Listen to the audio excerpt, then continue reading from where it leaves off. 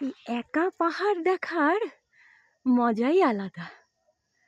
উফ, কি ভালো যে লাগছে। এসছি 4 জন, কিন্তু আমার বেশ ভালো লাগে। যদি তোর ডাক শুনে কেউ না আসে, তবে একলা চলো রে, একলা চলো, একলা চলো, একলা চলো, একলা চলো রে। যদি তোর ডাক শুনে কেউ না আসে, তবে একলা চলো রে।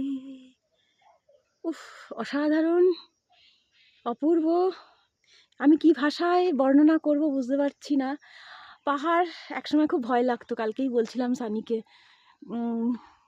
সানি বলল কেন? আমি জানি না কেন জানিস, একসময় পাহাড়কে ভীষণ ভয় পেতাম, আর আজ আজ পাহাড় দেখে পাগলের মতন করছি। আমি আজ এই জঙ্গলের মধ্যে সত্যি একদম একা ভীষণ এনজয় করছি ব্যাপারটাকে। খুব ভালো লাগছে। উফ, অসাধারণ। গাছটা কি সুন্দর, ছালবাকল ছালবাকল উঠে রয়েছে। উফ, কি সুন্দর গাছটা লাগছে দেখতে আমার। আমি এমনি ভিডিও করছি, ভাল লাগছে। একটা ভীষণ ভীষণ আলাদা একটা ফিলিংস, আমি বলে বোঝাতে পারবো না কাউকে। যাই হোক, ভীষণ একটা ভালো লাগা তৈরি হচ্ছে। গান বেরোচ্ছে কিন্তু সুর বেরোচ্ছে না, গলা দিয়ে নাচ করতে ইচ্ছা করছে, অনেক কিছু করতে ইচ্ছা করছে। মনে হচ্ছে একটু ধীরেই করে নেচে বেড়াই জঙ্গলের মধ্যে। অপূর্ব সুন্দর। এখানে একটা আশ্রম আছে বলছে, কিন্তু না বেশ একা তো, সাহস পাচ্ছি না, কিন্তু ভয় ভয় লাগছে। যাই হোক,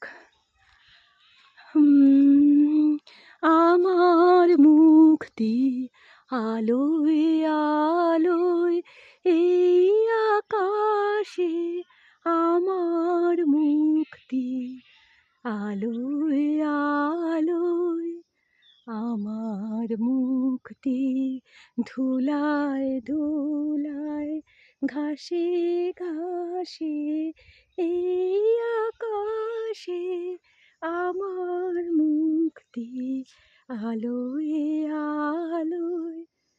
না এমনি মনে হলো গান করি। না, আমাকে এবার কিন্তু কেউ ফোনে না পেলে ওরা চিন্তা করবে, যদিও আমার থাকতে ইচ্ছে করছে এখানটাতে চুপ করে, কিন্তু হবে না, যেতেই হবে।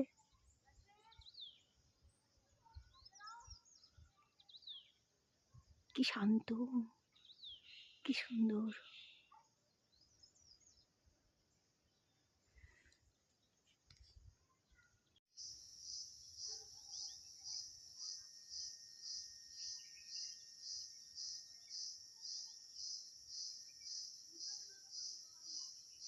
ঝিঝি পোকা ডাকছে, আর মনে হচ্ছে যেন পায়ে নুপুর বেঁধে কেউ নামছে বা নাচ করছে।